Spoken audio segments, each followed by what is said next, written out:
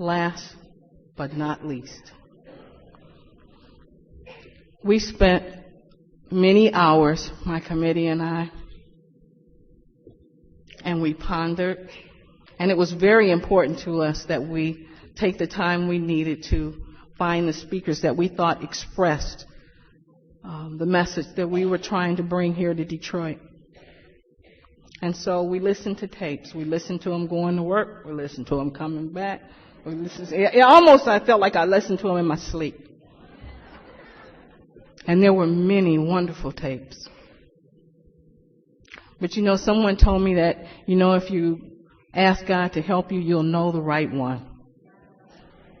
And we never told each other which tape we were picking or which speaker we liked. We would just pick them. We used them in threes. I'd listen to them and I'd pass them to another committee member. And after we listened to them, we asked, okay, which one are you picking? And unanimously, we selected this person that's about to share her story with you. And I didn't know her, but I listened to that one tape. And the message she gave on that one tape was the language of the heart. So I'd like to ask Annemarie to come up and share her story with you.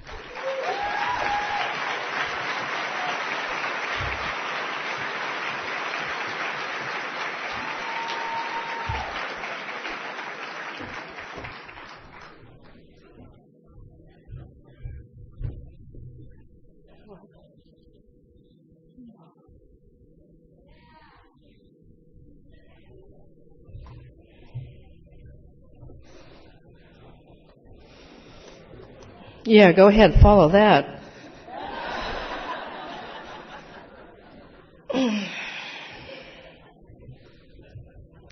I am an alcoholic. My home group is Living Our Traditions, and we meet Friday nights in a little town called Rainham, Massachusetts. My name is Annemarie Matulis.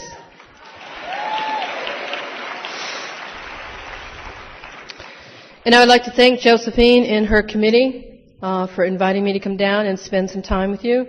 It could not have come in a better time, but then God knows that far better than I. And I need to say this, it's really important.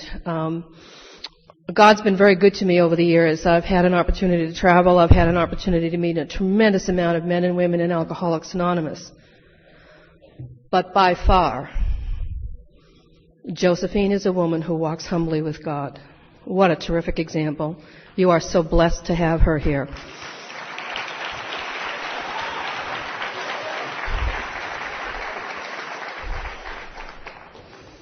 Now, in case you think I'm looking at you, I guess there's a piece about me you need to know. I have a visual impairment. I can't see you. So I'm really not directing it at you. Now, of course, if the shoe fits,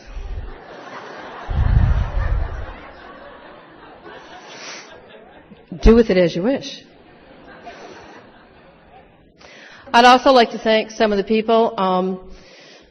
If they are examples of the power and the spirit of Alcoholics Anonymous in the greater Michigan area, then more power to you. And I'd like to thank Kathy W. and Cindy and Deb and Sheila and certainly Beverly and some others that I met. And you embraced me from the minute I walked in the door and made me feel at home.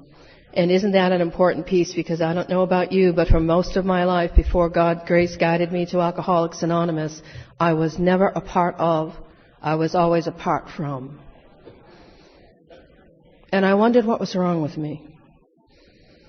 And I didn't know. You've all met Dolores from Cleveland. Last night, Dolores said, "Oh, and what are you going to talk about?"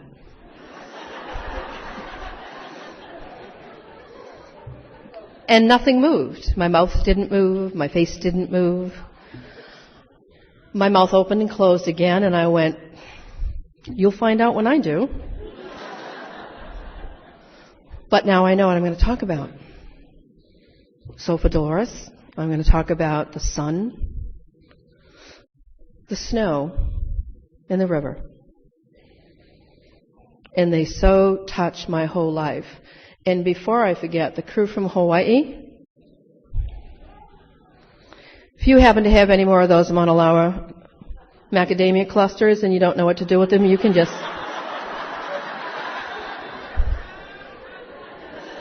send them this way. Made my day last night, and I went, I wonder how these are. And I popped it in the mouth, and I went, where are those women?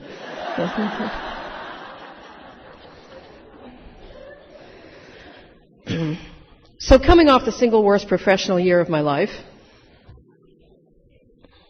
and I'm sure there's more than one person in this room who's had this experience. In the position I've worked in, I've been there for 6 years, and literally the worst 12 to 13 months I've ever experienced has challenged every fiber of working a program of recovery and continued spiritual development. And I wanted sometimes that spiritual development to be my bosses and recognize that it had to be mine. My home group does a study, and it applies to what I'm about to share with you about my experience recently.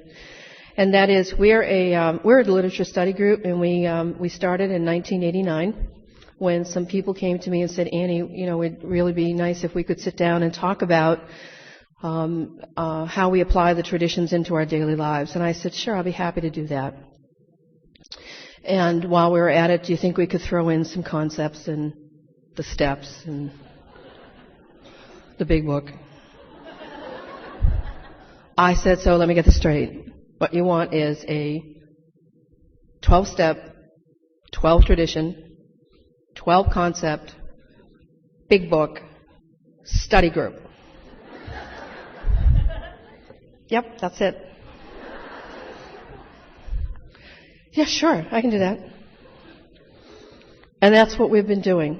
And as the years evolved and have gone by, I can tell you there is nothing static about this meeting. We laugh a lot. It is probably drop dead honest on a regular basis. I shouldn't say probably. We could spend weeks, if not months, on one particular aspect of those 36 spiritual principles. And we've come to lovingly call it the incredible tapestry. And that is what my life is all about today. So, of course, those of you who are reasonably familiar with the news know that New England really hasn't had much of a winter this year. It was particularly southern New England, which is where I'm from. I'm closer to Providence, Rhode Island, than I am to Boston, although I was born and bred in Boston. I found that out. I kind of, had nothing to do when I first showed up here on Thursday, so I sort of saw everybody stuffing things, and I said, do you need some help? And they said, yes. And so I'm stuffing them, and there are two women out here. And one's last name begins L-A-R. That's hard for me to say, you understand. And the other is L-A-W, which sounded like the same to me. And wouldn't you know, they both have the same first name? Until one came back and said to me, and she pronounced her name. And I said, well, that's what I said, wasn't it? And that's the broad A. But, of course, just before we came in here into Denver, we had the storm that you guys had all been in Detroit. Did I say Denver? What can I tell you? A little of that old Rocky Mountain High, just still, I used to run away to Denver, and I used to run away to Colorado, and I had to go back in sobriety to make sure it was really as beautiful and spectacular as I thought it was. It is. So we had the storm, and, God's amazing grace. Got to the airport, not a problem. In Rhode Island, it was turning to rain anyway. Very gray, very dark. And you could sort of feel a little restless, irritable discontent running around the airport as you watch one flight after another getting canceled down, particularly in and out from Providence to Chicago. But Providence to Detroit was still up there as coming in, and that plane came in 10 minutes late, and 20 minutes later we took off. And I thought, is that safe? 20 minutes to turn it around? And they were all happy and cheerful and say, hey, welcome aboard. And I thought, that's jet lag if I've ever seen it. Within maybe 3 minutes, 4 minutes, 5. I'm sure there's some airline people here.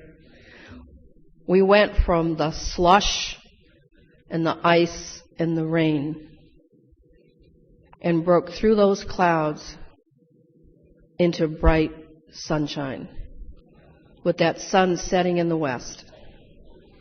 You know that place when you, for those of you who really enjoy flying, when you get way up above those white clouds and you know it's as quiet as can be out there.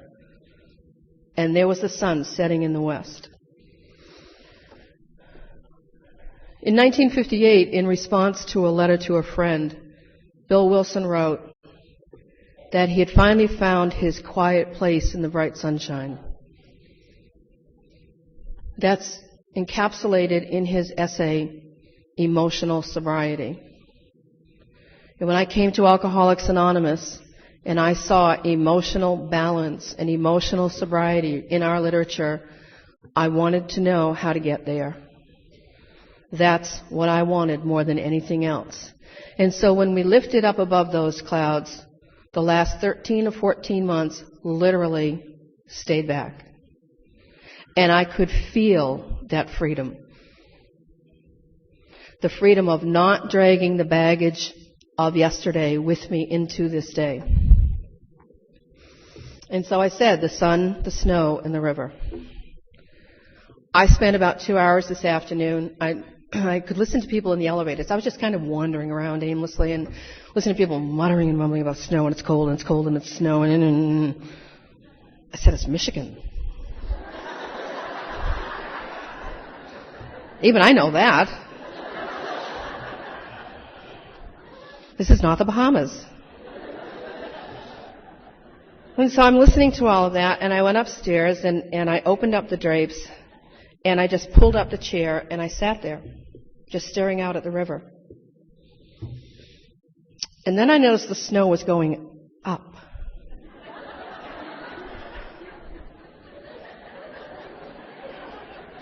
And I thought I hadn't had that much caffeine today. And then I saw it swirling a bit, you know. And then I figured it out. Oh, there's an updraft here. Yay, physics, Annemarie, aerodynamics.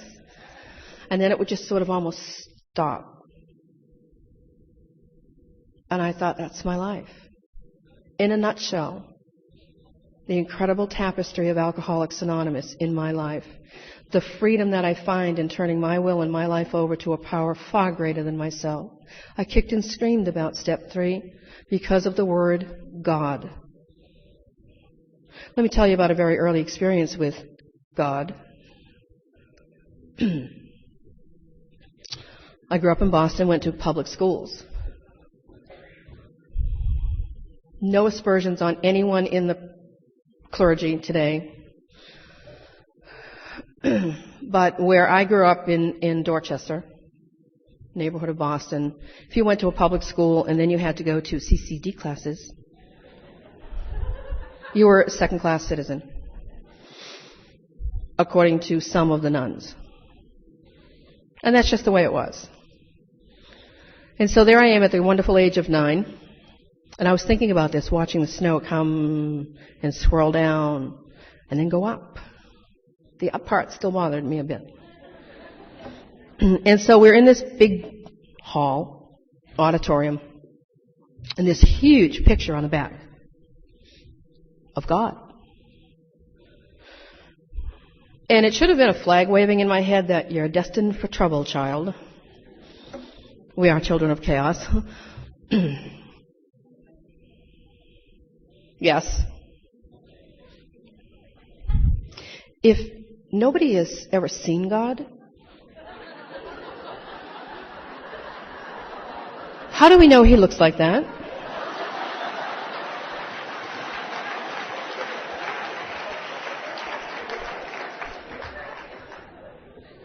Wrong move. And so I was marched outside and into a classroom, and I was told to put out my hand. And 2 broken knuckles later, at that time we didn't know about things like child abuse, the ACLU, or a few other things. And when I went home, and showed my mother my hand. She asked me what I did to provoke the nuns. And that left a stamp on me, as you might imagine. And 2 years later, when I went to my mother to tell her that I had been assaulted by my brother, she asked me what I had done to provoke him. And that would set the course for the next several years of my life. And like the snowflakes that were swirling up and pausing peacefully, and like that quiet place above those clouds where it felt just so safe and so bright, that quiet place in the sunshine. It would take a long time. I didn't drink as a kid. Actually, I was kind of like that little girl in Harry Potter.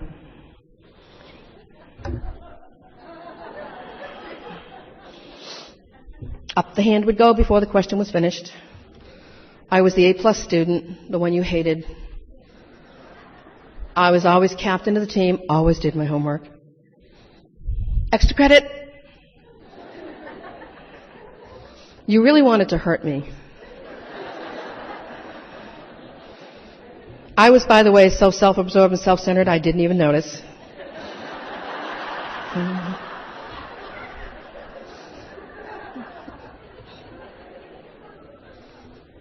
But I began a life of overachievement. Because whatever I did wrong, I'll fix it. It must be my fault. I'm not good enough. I had not yet had a drink of alcohol. I was not raised in a household where alcohol was ever shown. Never saw it, never heard about it, and yet intuitively I knew there was something evil and wrong and awful about alcohol. It would take me years into my spiritual path before I ever uncovered how that happened. And what had turned out is, at a very, very young age, I had overheard a horrible conversation between my parents and an uncle and a doctor, and apparently my father was near death's door. He was wrapped up in blankets in the kitchen by the stove because at the time that was the only heat in the house. And it had to do with alcohol. And what it was is he was in withdrawal. My dad did become a self-admitted alcoholic who just didn't drink. He was brought to the very first meetings of Alcoholics Anonymous in the greater Boston area, had a first edition, first printing copy of the big book that my mother almost threw away. Please. I spent 10 years on the archives committee. I said, you did what? Fortunately, it's safely in the hands of my sister-in-law, who's also in recovery. Challenged her sobriety at one point, too. Did I? But my first drink didn't happen then. I was 20 years old before I had my first drink. And by the time I was 20, I already had a daughter who was a year and a half. I was a homeowner and, I got married. Well, that's what good Catholic girls did then, you know. You get pregnant, you get married.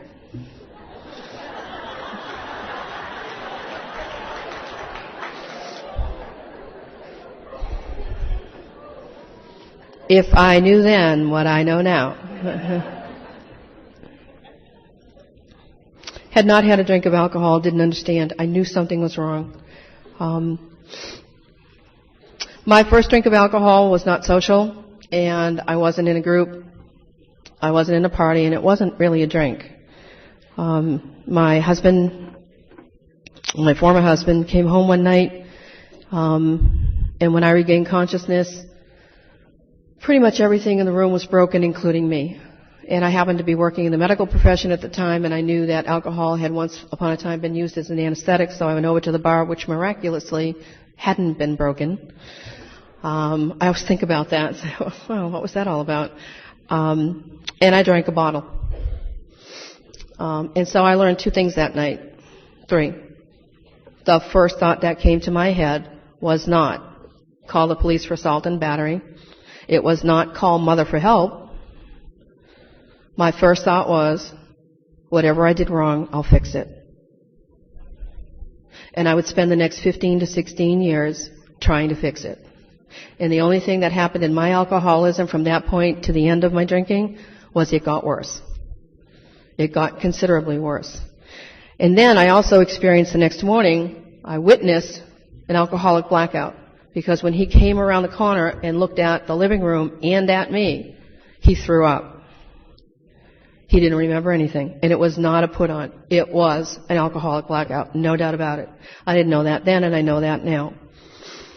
In the course of my drinking, I went from being the A-plus student, graduated in the top percentage of her class, being voted the most likely to succeed, et cetera, et cetera, et cetera, to finding myself standing one day saying and believing what I had been told for years, that I was stupid, incompetent, unnecessary, unlovable, and that everybody, including my 2 children, would be much better off if I would just go away and die.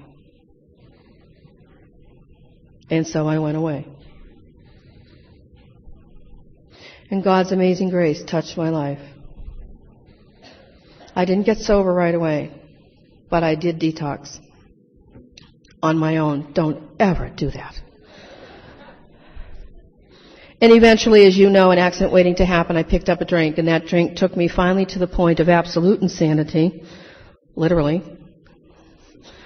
where I walked into this emergency room of a hospital in central Massachusetts, and I thought it was really terrific that they had a greeting party for me. And they were all wearing white. And they were very big men. And I thought, well, isn't this wonderful? I wish someone had taken a picture of it. I really do. I can only imagine what I look like. And it was an acute care psychiatric unit, and from that unit I got the help I needed. I was the only one they wouldn't let go out for the July 4th weekend. Well, what's the problem? Well, you see, Annie, there's a thing. They'll all come back because they want their meds. You won't. And so I applaud these young women who are here because it's so young in sobriety, because I didn't even get out of lockup. You know, they didn't even let me, I didn't have the keys. That was the first. I didn't get out of there until I was just about stepping into my 4th month of getting sober. And from there they said, well, you know what, we think you should go to some transitional residence. I said, okay, that sounds cool. I said, where is it? And they told me it was in this city called Brockton, Massachusetts. Now, I don't know if any of you know anything about Brockton, Massachusetts. Let me tell you, where it's Halloween every day.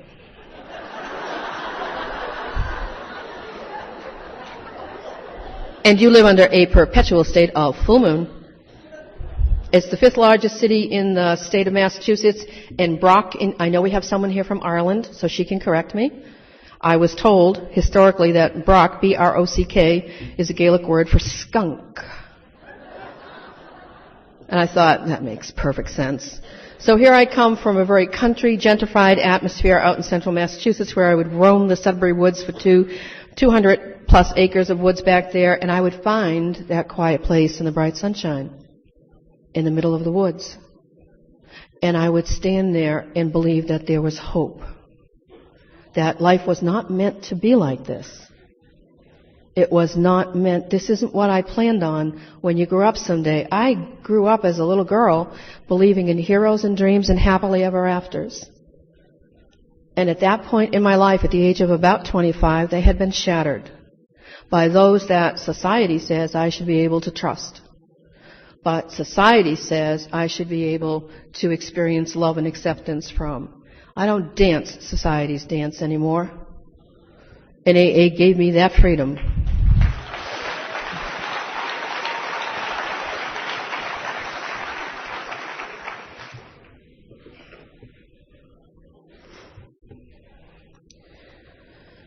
The best thing that ever happened to me was that transitional residence. By the way, you all figured it out. It was a halfway house. So here she comes, strolling in the door from 14-room country estate, unlimited income, all the jangles and now what do you call it, bling, whatever you want to call it, came through the door, and this 6 foot in her barefoot Greek goddess is standing there, and she said, "And what do you want, Missy?" to go home? And she said, as I hear it, you don't have one anymore. And I thought, what am I doing? Whose good idea was this? It was the best thing that ever happened to me. As much as I joke about the city of Brockton, I walked into the Brockton Sunday morning meeting to find some 225, 250 people in the room. It's held at Brockton High School, and among the front tables, front 2 to 3 rows, at that point it was 1983, and there were all of the people sitting in these tables had 20 to 25 to 37 years of sobriety. And I went right down and played with the big kids. One of whom, such a sweetheart, she was about 4'10", had white hair that never moved. Wore more diamonds than you could possibly see, cigarette in hand. She'd had a massive coronary, cigarette in hand. You could smoke then. And she took one look at me, and I was dressed to the nines. And she said, "Sweetheart, sit down. You are the sickest one in this room." Excuse me? And that wonderful woman took me page by page, chapter by chapter, sentence by sentence through the big book of Alcoholics Anonymous. And she took me through it again, and she took me through it again. And she took me through the 12 steps, and she reminded me there are 2 parts to that book. And she took me through the 12 steps and the 12 traditions, sentence by sentence, paragraph by paragraph, page by page, always stopping and say, do you understand how that applies to you? At one of my very first 12-step meetings with this woman, she leaned over and she said, "It's okay, sunshine, don't worry about it. You really won't have anything to talk about tonight because we're going to be talking about character defects, and I'm sure you don't have any."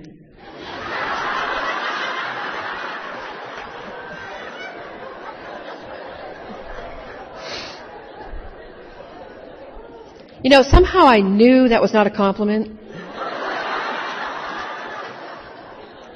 This woman was not my sponsor. She became my spiritual guide. And I'll tell you why. Because my first sponsor walked into that halfway house to do a presentation to the residents, and I hated her instantly. Because she walked in laughing. And she walked in with her head up high. And she walked in with her shoulders back. And you could tell she was thrilled to death to be alive. And she was comfortable with who she was. And I hated that. Because it had been so long since I'd ever felt that way. And she truly was military. She had a lifetime military background. And no joke, when Midge walked in the room, you didn't know whether to say hi, put your hand out, give her a hug, or stand at attention. You know, you just never knew. But again, with love. She was black belt with love. And she and Edwina were very different. And I never used Edwina as a sponsor because I recognized and I know it was the grace of God who brought me here. Edwina was the grandmother figure I'd never had. And she admitted that, as far as she was concerned, I could do no wrong. And that's a dangerous place to be. Because you don't need a sponsor who thinks you're cute. You know, oh, she's just like my granddaughter. Isn't she cute? No. Do you know what this woman did? This woman, I was about 2.5 years sober, and Edwina's husband had to go into the hospital unexpectedly, and she couldn't sleep. So she said, "Annie, I want you to come over and spend the night with me." I said, "Of course, I'll come on over." She said, "Actually, it might be a week." I said, "That's cool. I'm not doing anything anyway. I wasn't working at the time." And so she said, "You know what? Let's do your 4th step." I said, "We already did that." "Well, let's do it again and make sure you didn't leave anything out."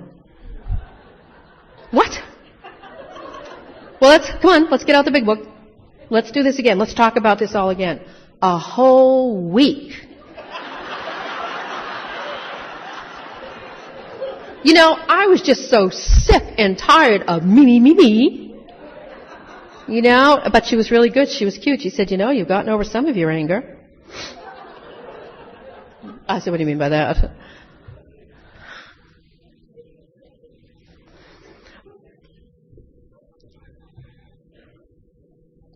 A quiet place in the bright sunshine. these women and the men in the greater Brockton area taught me how to live.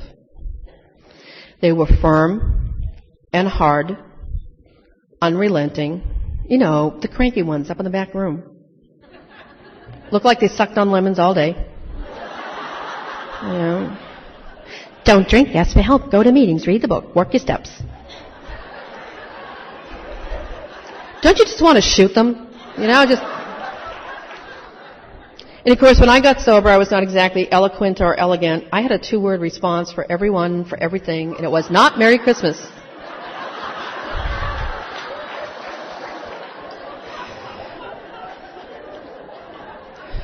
My sponsor used to look at me and say, "Where did you learn that?" I said, I don't know. And then she said, you know, with someone who has clearly a gift of English language, I think you could find a better way of phrasing that, to which I would say, my 2-word response. So coming full circle to a few weeks ago, from that moment to this, and what I was leaving behind as that plane was coming up over the clouds into the sunshine and the healing warmth of that sun. No, I couldn't feel it in the plane. It was, you know, if I could feel the warmth from the plane, I'm in deep trouble. Okay, I think we went a little too high.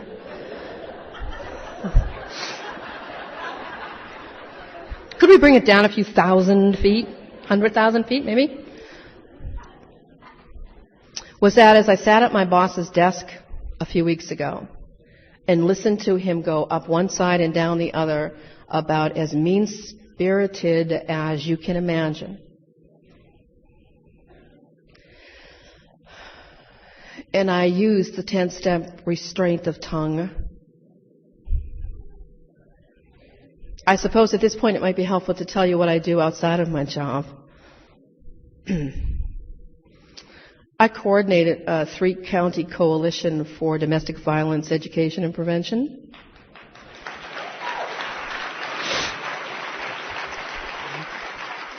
So you can imagine what a challenge it was for Miss Gandhi here to sit there across from him.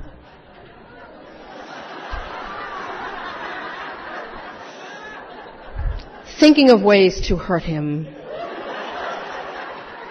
And out of nowhere came those 2 words. And I went, okay, you're in serious trouble now. You know, I thought, you're going to get fired just on the spot. And I took a deep breath and I was praying and I was dabbling between, is this a compromise? Am I accepting situations I cannot control? Is it because he's not treating me the 7th step, page 76? Is it fear? Of course it was. That's my job on the line. Why am I getting, why? You know, all of that's like racing through, just like snowflakes swirling around outside the window today, just going up. And I watched that whirling dervish, and I went, that was my brain a few weeks ago. That's just how it works. And the steps and the concepts and the traditions all come into that. All come into that. Talk about a major principles versus personality issue here. I couldn't hear what he was saying. It was the personality that was in front of me. So I wanted to stop and hear the principle of what he's saying. I don't know how many of you are familiar with the leadership essay in Concept 9. All right? And it talks about your critics. And that maybe, just maybe, there's a little shred of truth to what they're saying. Just a little. I mean, there are those who have nothing better than to a character assassinate. You know, God bless the child. That life should be so dull and boring that you have nothing else to do but take everyone else's inventory. Not that I ever did that. So I went through all of that. You know, the concepts of punitive action. Warranty 5 is about punitive action. Now, I can take punitive action verbally on you. Dress you up one side and down the other. You know, Sheila was talking about those looks last night. You have nothing on me. I'm still told that I can drop you dead from across the room, which is pretty funny since I can't see you. Think about that. You know? Everybody is talking about the frostbite they get off their fingers. But I'm listening to this and asking God's guidance. Now, I have been listening to this kind of torrent of nonsense for the better part of 12 months. So has the whole staff. And yes, there's a reason, and it's his fear of financial insecurity, took on too much responsibility, and oh, by the way, he's an untreated adult child of an alcoholic. That I almost wanted to drag over to Dragon Lane, pour a drink down his throat and say, want to come to a meeting?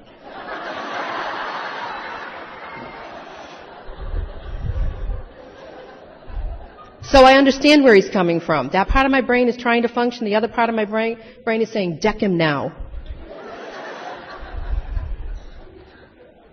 And all of a sudden there was total quiet in my head, sitting at the desk.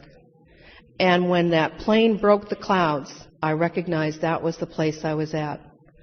So I'll bet you all think I got up and walked away. Not on your life. I pushed that chair back, brought out the guns, cocked both barrels, and let go.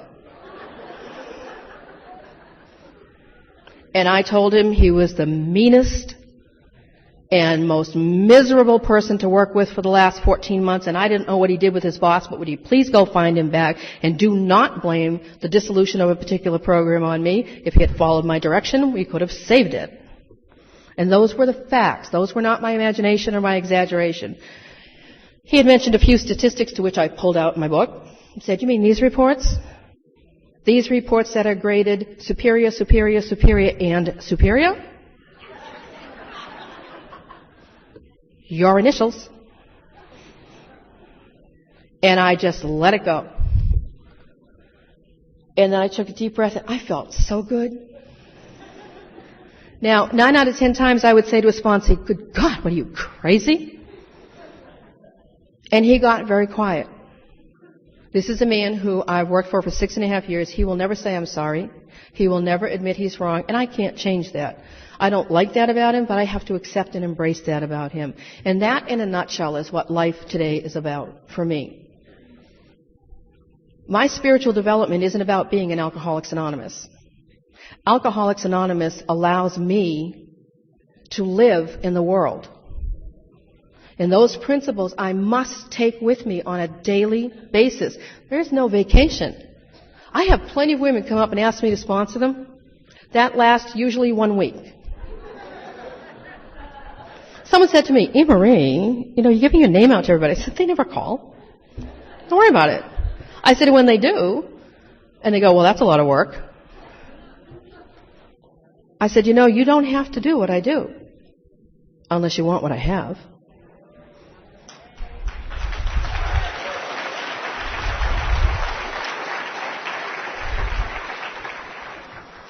I'm a guest in this house.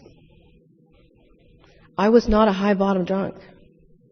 I lost 14-room country estate. I celebrated the loss of a marriage.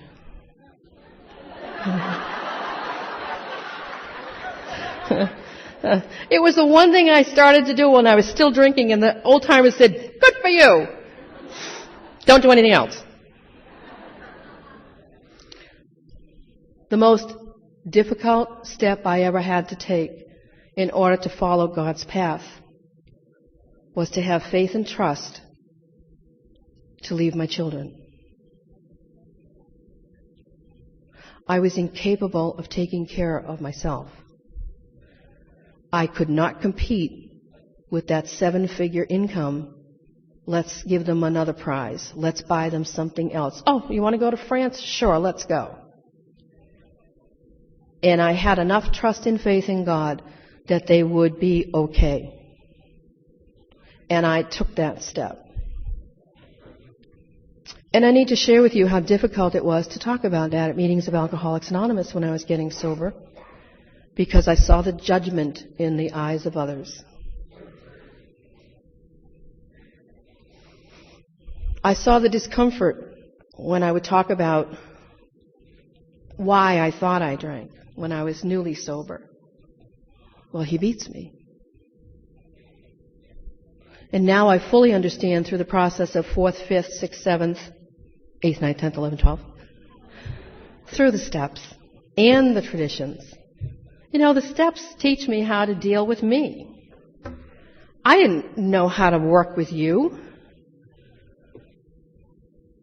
But it was in that process of working and loving and fighting and kicking and screaming and then surrendering again and again and again through doing a 4th step and doing that 5th step and finding out it wasn't nearly as scary as anyone thought it was.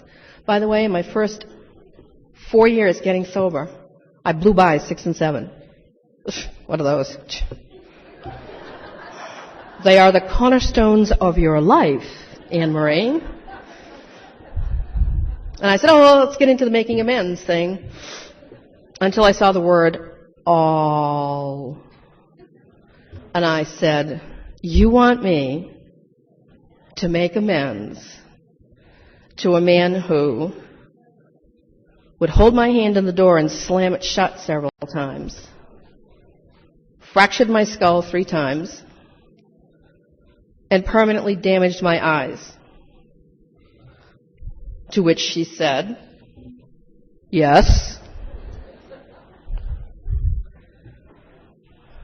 And she was right. You know what my biggest fear was getting sober? That I was going to end up a cold, embittered, angry, miserable woman.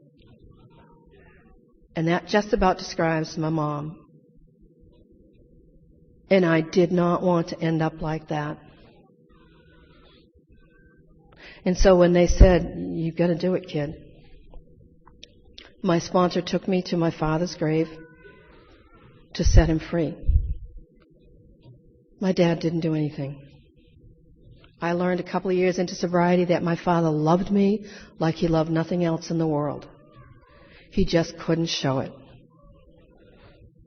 I know we have someone here from Ireland. My dad's family came from Ireland, and he was one of 12 brothers and sisters and a twin. And all of his brothers and sisters had 12 or 14 kids, and all of their kids had 10 and 12. You think they'd get it, you know? And the naming convention was the same: Matthew, Mark, James, Joseph. It's like, shh.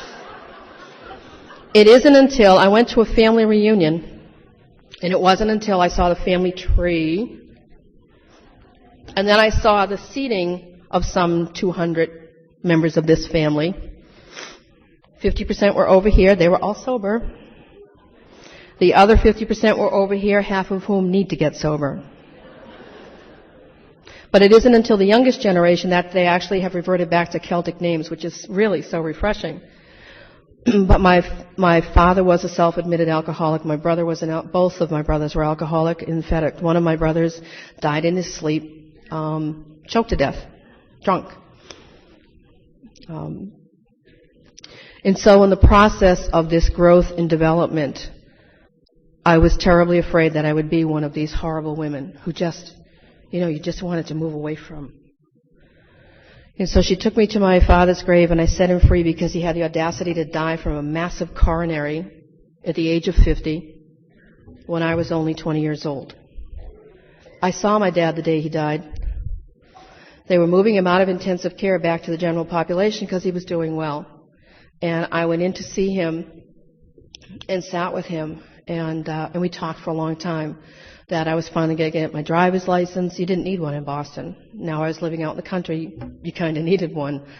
And I talked to him about my daughter, who was about 1.5 years old at that time. And I was rattling, and finally he just stopped me, and he took my hand, and he said, Annie, there's only one thing I want for you. I want just once to look in those eyes and know that you're really happy. Your eyes are the mirror of your soul. And it was the night before that I had experienced that beating that I told you about and had my first drink. And he knew. He knew there was something terribly, terribly wrong. And I couldn't talk to him. And I left, and I took the train back home, and I was getting on the train, and just before I stepped in the door, I stepped back. Something about the clergy. There were these 3 priests behind me. And I stopped and I started crying. They said, "Young lady, can we help you? What's the matter?" And I said, "I just was visiting my dad at the hospital." And I said, I didn't say I loved him. I need to go back. And they said, "No, don't worry about it. You can talk to him tomorrow. He's probably tired." He died that night. And so I took that for the next 15, 16 years and used it as a weapon. How dare you abandon me? And that was one of the underlying issues of my alcoholism. And that all comes for that swirling snow. So where's the river in all of this? Because I was willing to do what people told me to do, I went to my brother's grave also, and I set him free. I know today that my brother was mentally disturbed. I know that he didn't know better, that he was a sick person. And I just set him free. And I am really free from that. And I wrote a letter to my former husband. And I knew the harm I had done. I knew the harm I had done. I hit him in the only place that meant anything to him, and that was his pocketbook, his bank account. Oh, let's add another 0 to that. Yes, that's a withdrawal. Thank you very much.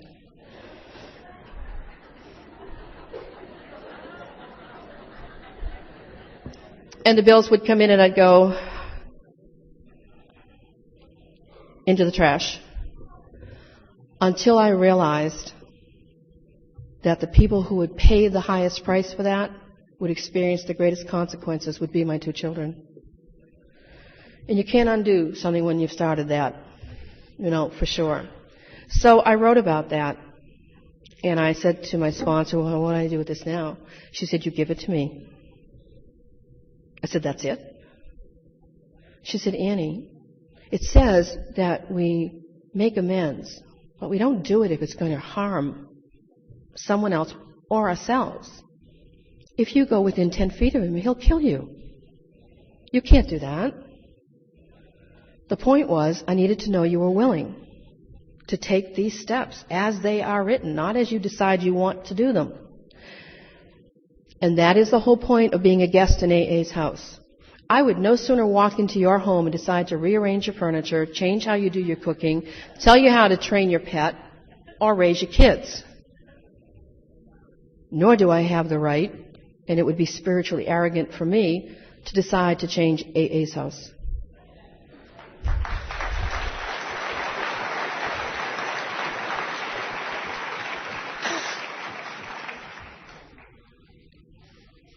So I did what I was taught. I learned about AA's history. And if you haven't dabbled into AA's history, please do it. Because if we don't know the history of what came before us, of what the struggles were, why we have those 12 traditions, then we are destined to repeat them. Like go on parades and say, recovery needs a face. No, it doesn't. No, it doesn't. The concepts and the warranties are very clear. We don't defend AA. We don't clarify misinformation out there. And we have no opinion on outside issues, Hollywood related or not.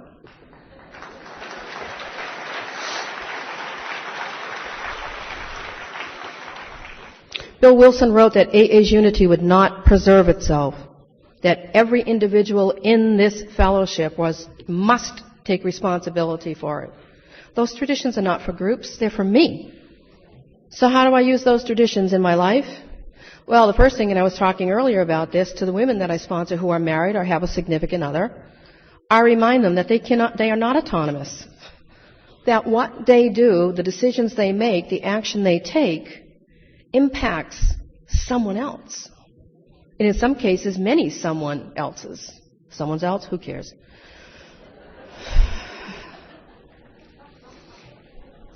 That we need to consult. Concept 3 gives us a right of decision. Only after we have carefully consulted those who will be impacted by this decision. And then if we do make a decision without that, we must report how we've done it. So to walk in the house and say, "Hi, honey, bought a Maserati, quit my job, shaved my head. And what do you think about that?" Several years ago, I had a sponsee call me and she said, Annie, you're going to be so excited. And I said, try me. She said, remember how I told you I always wanted that big truck? Yes. I said, the one that's $50,000? She said, yep. I said, is it silver? Yes. I said, what else did we do today? She said, I pierced my nose and a few other things.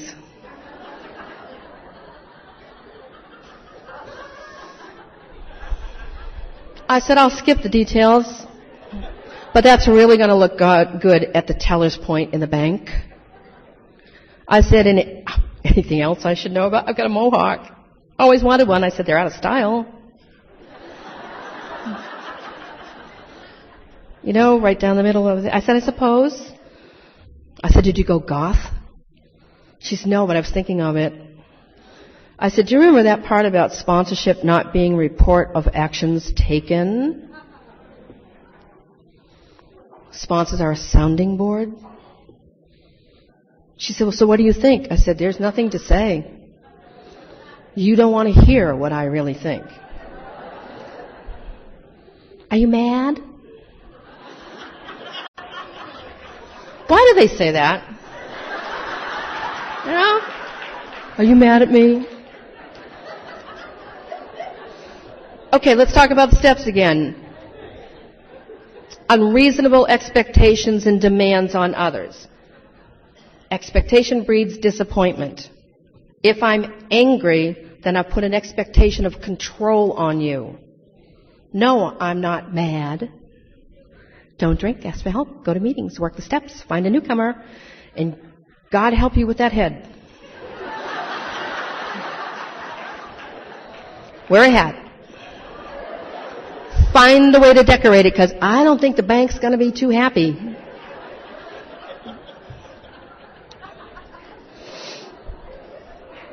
And that has been the story of my life. The river. Now, you all who live here in Detroit, I guess you're kind of used to it.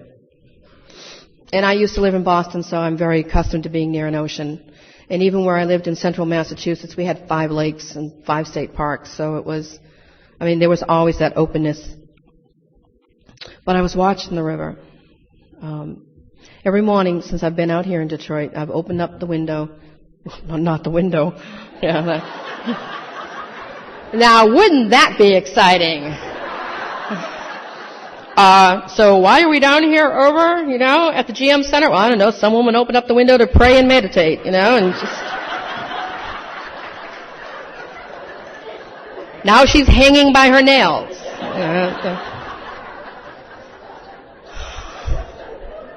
I opened up the drapes, and the first couple of mornings I was here, it was bright and sunshiny, and I could just stand and feel that sun on me while I prayed and while I meditated. And then I stood, and then I curled up on the chair, and I watched the river. And I've been instinctively taught, to travel the river. That's what Alcoholics Anonymous is about. Understanding about being powerless and the insanity of my behavior, knowing there is a God, it is not me, and the God of my childhood, punitive, fire and brimstone, does not exist. The God of my understanding is warm and gentle and, above all, totally forgiving. There will be peace and serenity in my life to the degree that I bring it to yours. So I cannot live on the 3 R's of anger: revenge, resentment, retaliation. Can't do it. That will kill me if I want to behave that way. And if I'm going to jump in the sandbox, at 60 years of age, jumping in a sandbox like a 10-year-old looks pretty silly. And that's emotionally the picture I get in my head. The 2 pigtails coming out this way down long, the old saddle shoes.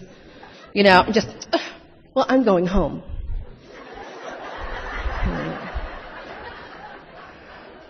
That's like the sponsee saying, are you mad? What are you, 10?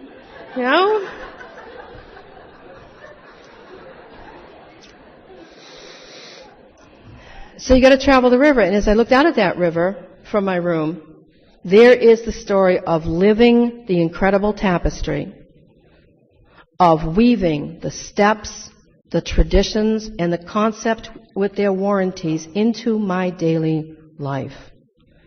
Under no circumstance can I stay sober and take punitive action on you, including in here.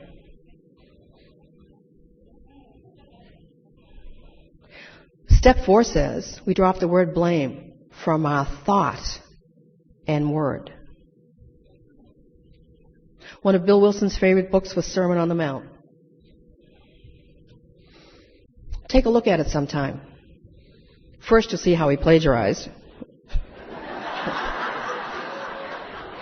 He never made a secret of that. Why should I write it? Emmett Fox did it way better than me. Those are the 12 steps. But I was brought up by a group of old-timers, those old-timers in Brockton, who said, as you think, so shall you live. And they were firm believers in what goes around, comes around. So you ready for this? I'm standing here making amends to this entire conference. And you're wondering why. In 1992, I had the privilege of chairing what had been a 2-year process of bringing together our Northeast Regional AA Service Assembly, NARASA. We modeled it on PRASA for those in the Pacific region. Thank you very much, because I spent 3 years out your neck of the woods going to PRASA for 3 years to be able to bring it back to the East. And the first year we held it, we held it on Valentine's Day weekend. And then when the business meeting of the event came together and said, what about the last weekend in February? And I said, well, okay, that's cool. I said, if you don't want this weekend. And they said, well, no, because you see, it interferes with this conference that we go to sometimes. I said, what conference is that? And they said something about International AA's Women's Conference. I don't recall what I said at the time. It wasn't 2 words. But I think I had some smart aleck remark to pass. So I stand in front of you making amends. And my amends was to come here on Josephine's invitation to share my experience, strength, and hope. And I didn't think about that until I was watching the snow swirling today. And went, International AA Women's Conference. Oh my God. Well, there's no one here who would remember what I said anyway, right? Because you weren't there. I've moved to some different things, and I know I shared with you that I had to step away from my children to get sober. If you don't believe in miracles, let me share what happened to me. How many of you are under 5 years sober? Okay. I was 11 months sober, getting sober. I don't call that sober. I was 11 months, I used to call it so. I was just, right. 5 years. Listen when you hear them say 5 years. Going on 11 months sober, I was having some problems and I didn't know quite what was going on. And so what had happened when I did get sober is they did all these scans on me. And that's when they discovered that I had 3 untreated skull fractures and that all my bones have been broken and my face looks like a jigsaw puzzle and a whole bunch of other stuff. And they said, someday this is going to start to bother you. You think? It's called pain. Oh, we can give you something for that. No, you can't. At about a year and a half, so at about 11 months sober, the doctors in Boston at Mass General said, you can never again get behind the wheel of a car. And that didn't particularly bother me because I owed an excise tax, so I really wasn't too worried about it at that point. But the enormity of that did not hit me. I have not been behind the wheel of a car for more than 24 years. About 6 months after that, so I'm about a year and a half sober, they said, okay, your body's healing. We're starting to see more of what's going on. And you're going to lose your eyesight. And I said, okay, day at a time. Because an old timer had said to me, Annie, what's the worst possible thing that can happen to you? And are you drinking about that today? And I said, the worst possible thing that can happen is to never see my children again. And that is a fact. That's what I was threatened with. And that's what happened. By the way, they were told I had abandoned them. And the family supported him in not giving them any of the cards, letters, gifts, or phone messages that I left. I found that out when I was 3 years sober, and I literally ripped a phone off a pole. I don't have that kind of strength. More importantly, remember me, A+ good doobie, the first thought that went through my mind is that, God, that's a federal offense.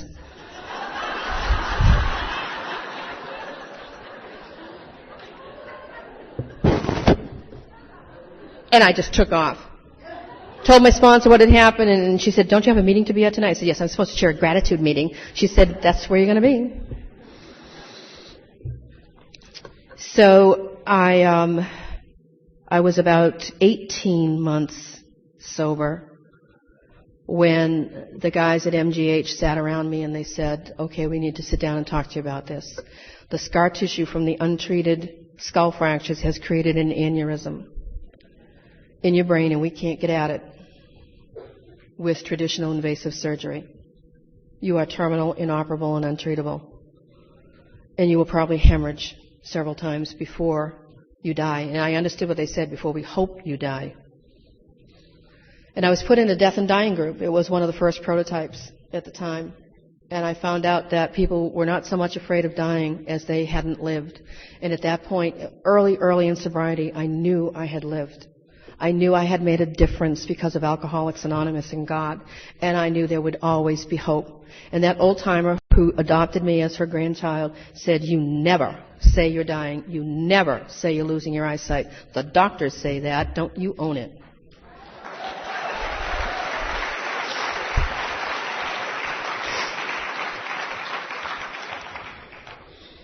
I was 3 years sober when I had my first little version of Star Wars. And when they went in to shrink the aneurysm and freeze it, it was almost gone. They said, we have no explanation for that. I said, hell, I do.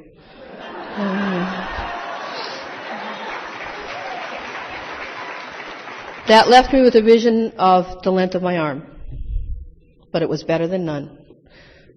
Because a few months before that I had opened my eyes and I knew the sun was on my face because I could feel the warmth, but I couldn't see. So for 6 months I was without eyesight in Alcoholics Anonymous. Amazing grace. Was blind, but now I see.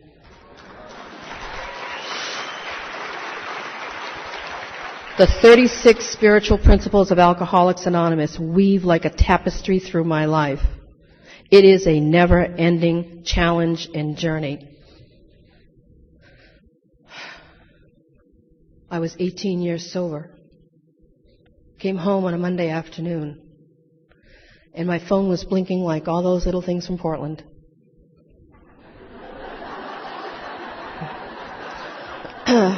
Which meant the sponsees were calling. And having a momentary spiritual relapse, I said, I am really tired. And then there comes the voice. 11th step prayer says, shut up. Do I ever get to just not be the good doobie? And I couldn't. I had to go over and listen to the machine. Yeah. And the first one, it was, get over it. Okay.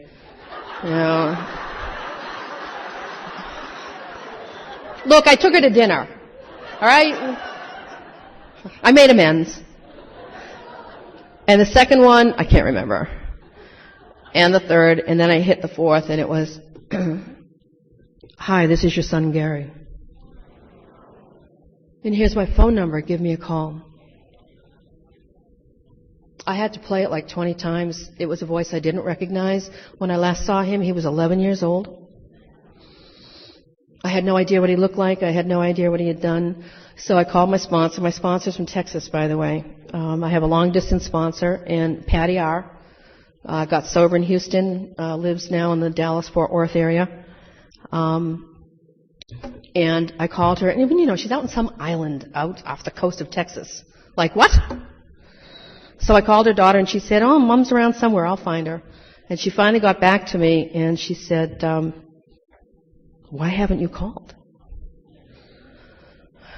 And I said, fear? Fear.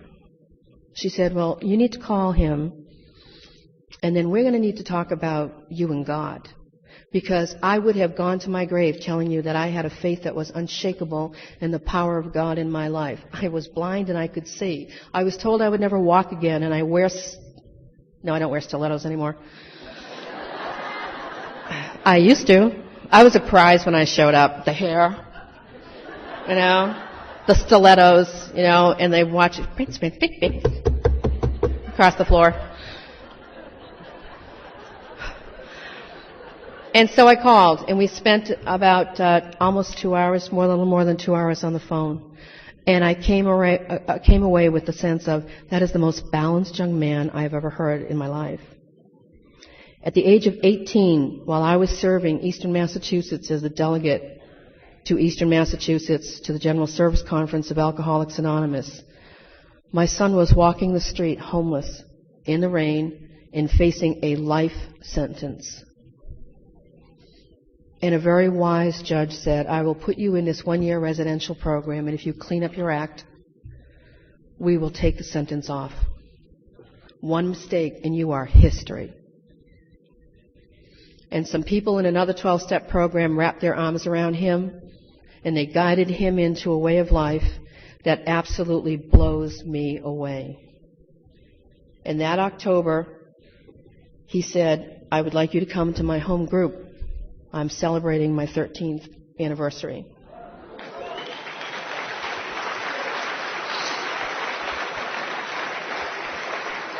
I spent Thanksgiving with my son and daughter-in-law in their home. He came with a package deal. And that was okay. The first thing she said to me after 10 minutes of conversation, she said, you are the sanest adult in the whole pack. All right. Okay. A year later, we've been reconciled for 4 years. I went to family counseling and therapy with him, and I answered every question that was asked. The grace of God, he does not remember the violence. He does not remember seeing me like that. And I know that is the grace of God. And all through the therapy sessions, I sat and cried. And his therapist said, so, what do you think about that? By the way, I spent 6 years behind the desk saying, so how do you really feel about that? It's another story. I almost killed my therapist. She had the audacity to ask me about my children while I was locked up in that psych unit. I said, look, you little twit. Up against the wall she went. Her feet dangling. She was like, she was one of those little preppy things, Please. And instead of filing charges, she said, welcome back to the real world. She said, you can go home now. Anyway, I'm sitting there, and my son turned and looked at me, and he said, I've spent all these years of my life thinking of parents as unemotional or out of control. I never equated genuine human warmth and feeling with a parent. 2 years it took, and just as naturally as he says hi, he said, good night, Mom, I love you. Because of Alcoholics Anonymous and the grace of God in my life, you have brought me from the darkness of blindness to be able to see. You brought me to a point that I can appreciate your river out there and know that it's quiet on the top and there's a deep undercurrent there. And I need to travel that river. I don't control what happens and where it goes. My job is to show up and do the next right thing and to treat every one of God's children with gentleness, courtesy, kindness, and love, no matter what. Remember, can't even think it. Can't even think it. And that's the incredible tapestry. And when I get on my knees tonight, it will be with tears of gratitude that I had another day, that you all welcomed me, and that we shared the language of the heart. Thank you for my life.